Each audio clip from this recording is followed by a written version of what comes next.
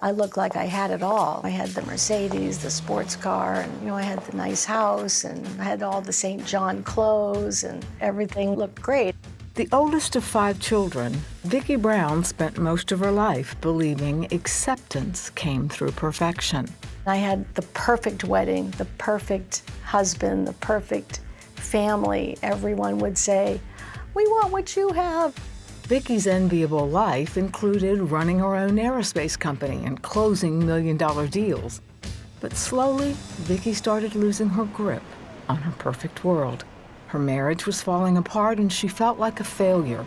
I was so stressed out and seriously thinking about divorce and what a letdown that was to my family. And, this person that all my family looked up to me, and it just was awful. And I felt like I was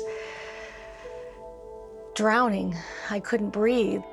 Then in 1995, Vicki went to the emergency room with a persistent cough.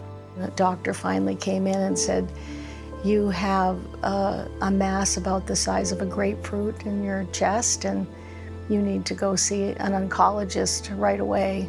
And I said, "What's an oncologist?"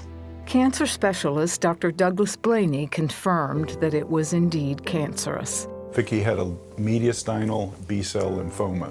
At that time, all we had was chemotherapy and radiation. So the chances of her getting a long-term remission or long-term absence of cancer were about 50%.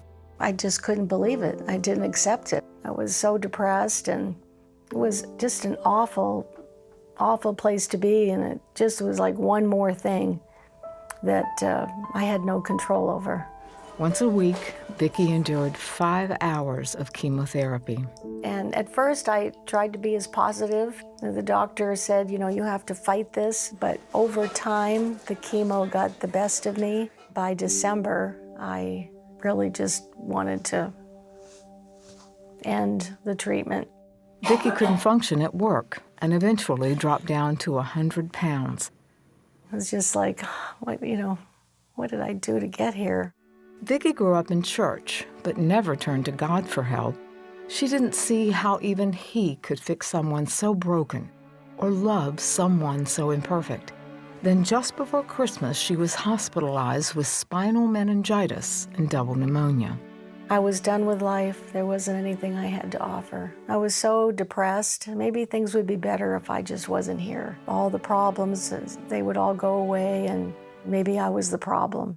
The only thing she wanted was to spend one last Christmas with her son. I think really my biggest hope was, can I make it to Christmas? Can I see my son at Christmas time? I was thinking about him. One night, Vicki dreamed that she was on a plane about to crash. When she heard a voice she believed was God's. God said, "Sit down and fly the airplane." And I said, "I have no idea how to land an airplane. I have no idea how to do this." And God said to me, "Just sit down. I know you don't know how to fly, but I'll show you how." Vicki says in her dream, after God helped her land the plane, He spoke again. And that's when God told me, "You can come right now, I'll take you." And I said, "You'll take me, the sinner that I am, all the mistakes and all the disappointments and the way I've left things, you'd take me?" I said, "Yes." It was so amazing that He would love me where I was, with all the mistakes and the real me underneath, trying to look good for everybody and be perfect for everyone. Soon after Vicki woke up, her doctor walked in with results from a recent CAT scan. Dr. Blaney came in my room the next morning, and he was all bubbly and all excited, and he had some paper or report in his hand.